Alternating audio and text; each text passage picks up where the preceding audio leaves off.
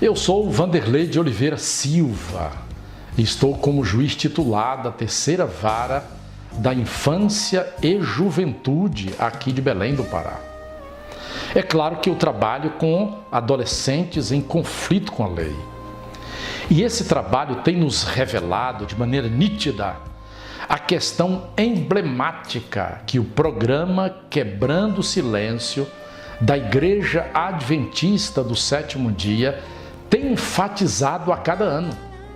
E nesse ano, tratando do enfrentamento da violência intrafamiliar, que é a violência cometida contra os vulneráveis, notadamente as mulheres, no seio da família, com todas as suas mazelas, consequências e implicações para todos aqueles que convivem dentro desse núcleo chamado a célula principal, a célula de ouro da sociedade.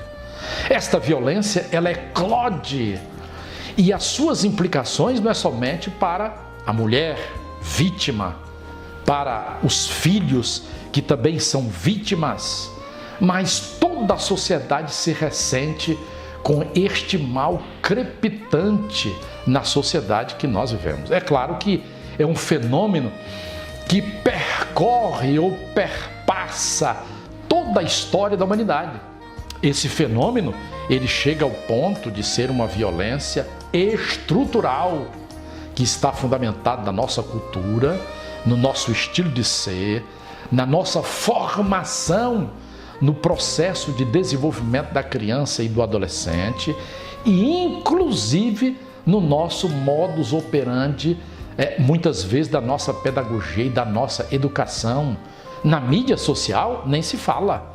Os aspectos midiáticos muitas vezes têm potencializado isso. É só verificar o nosso estilo de filmes, de séries, minisséries, novelas. O eixo, o foco principal é o foco potencializador desta violência, que ela se divide ou ela se expande, se espalha, se dissemina de diversas formas, como proclama a Lei Maria da Penha, que completou 15 anos esse ano de 2021. A violência sexual, a violência moral, a violência psicológica, a violência patrimonial e a violência física.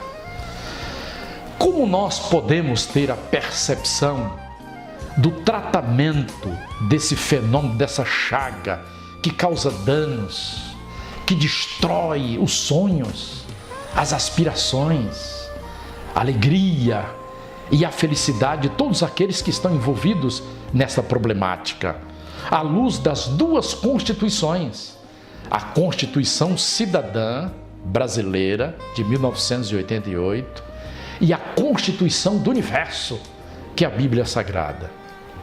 A primeira percepção com relação à Constituição brasileira é que você pode perceber, ali já no artigo 1º, o legislador consagrou o princípio da dignidade da pessoa humana como princípio regente, norteador do Estado democrático do direito.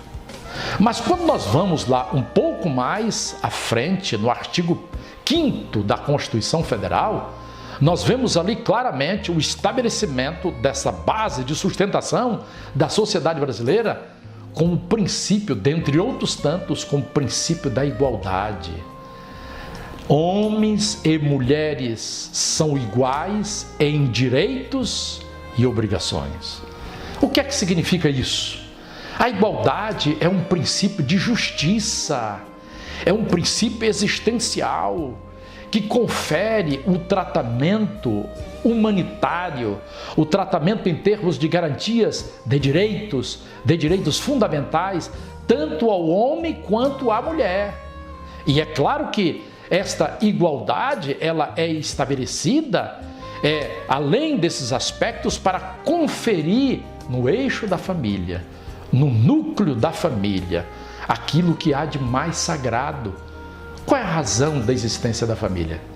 Qual o objetivo do estabelecimento dessa célula principal da sociedade? Primeiro, para a felicidade do casal. Segundo, para que nesta interação, neste relacionamento entre homem e mulher e a sua prole, ali possa se viver os momentos de alegria, de propiciar o desenvolvimento saudável da criança e do adolescente e o bem-estar de todos dentro de uma relação de cumplicidade, de respeito, de diálogo e, sobretudo, de amor. Esse é o tratamento estabelecido à luz da Constituição Federal. Foi exatamente por isso que surgiu a Lei Maria da Penha.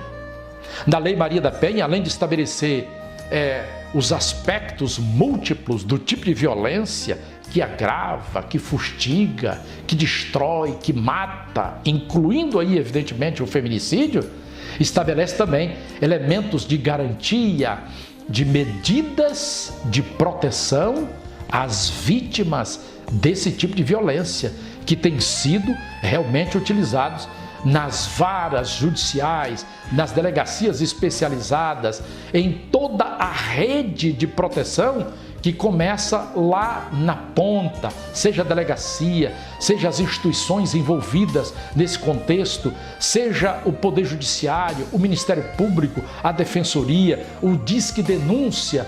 Todos esses elementos é para materializar a concretude da igualdade e do respeito que deve haver entre o homem e a mulher. Portanto, a violência de gênero, ela é veementemente rechaçada pelo nosso sistema jurídico.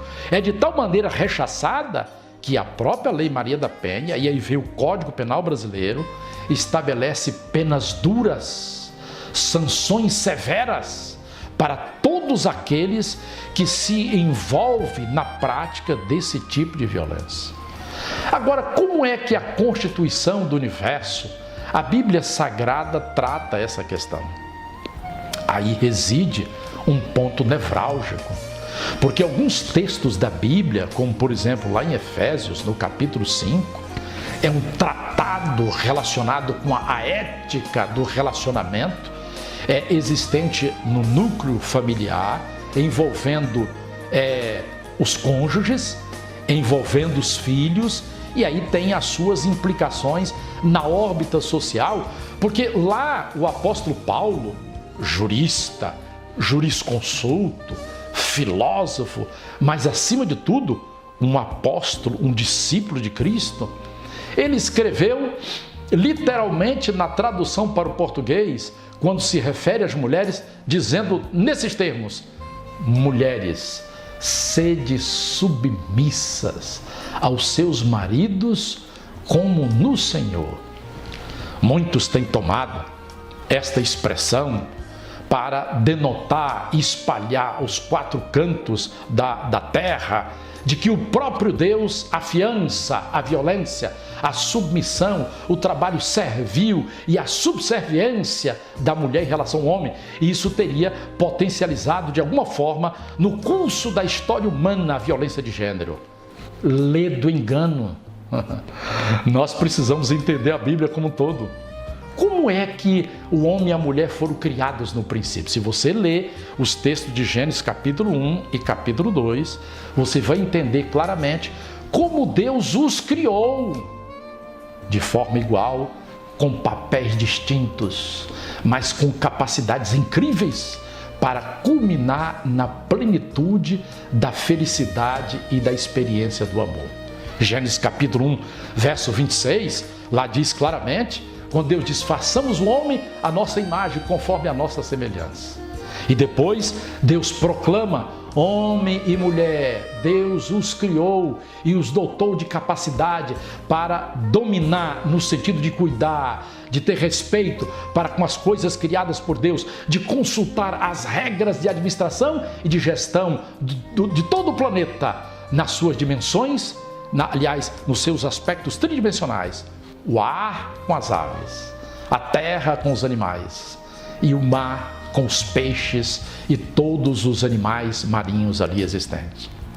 Então, quando você vai entender, por exemplo, o capítulo 2, verso 18 do livro de Gênesis, que Deus ali proclama: não é bom que o homem esteja só, far-lhe-ei uma adjutora que lhe seja idônea. Você percebe que o homem, ele foi criado no âmbito de uma idoneidade, de uma dignidade máxima, a semelhança e a imagem de Deus. E a mulher também foi criada para ser uma mulher idônea. E o significado, literalmente, ali representa que a mulher estaria ao lado do homem como uma igual, para que ela e o homem pudessem cumprir uma missão. Qual era a missão? Dominar sobre todos os aspectos. E essa dominação não é uma dominação despótica, mas uma dominação com amor, com respeito e com cuidado, a partir do seu lar, a todos os elementos integrantes da estrutura tridimensional que ele criou no planeta. Então, submissão na Bíblia significa submissão. A mulher e o homem juntos têm uma missão a cumprir. E essa missão é cuidar da sua prole, cuidar do seu habitat, do seu lar e do planeta. Tanto que o próprio apóstolo Paulo, lá em Efésios, ainda no capítulo 5, ele diz que homem e mulher devem viver sujeitando um ao outro. Isso significa cooperação entre um e outro para a busca de um objetivo comum. Portanto, as duas constituições, a Constituição brasileira e a Constituição do Universo, a Bíblia Sagrada, proclama igualdade entre homem e mulher. E é nessa igualdade, no respeito, da consideração mútua e na prática do amor, que o ambiente familiar experimenta felicidade, alegria, a experiência extraordinária do amor, que constrói, que edifica e que forma o caráter dos infantes para servir a sociedade, aí onde reside o segredo de uma sociedade forte, de uma sociedade democrática, de uma sociedade que há respeito, que há tolerância, de uma sociedade que um cuida do outro. Esse é o meu papel, é o seu papel, é a nossa responsabilidade, seja como servidor público, mas acima de tudo, seja como cristãos, de cuidarmos uns dos outros, buscando essa igualdade e a experiência máxima do amor e do respeito. Forte abraço, Deus abençoe a todos.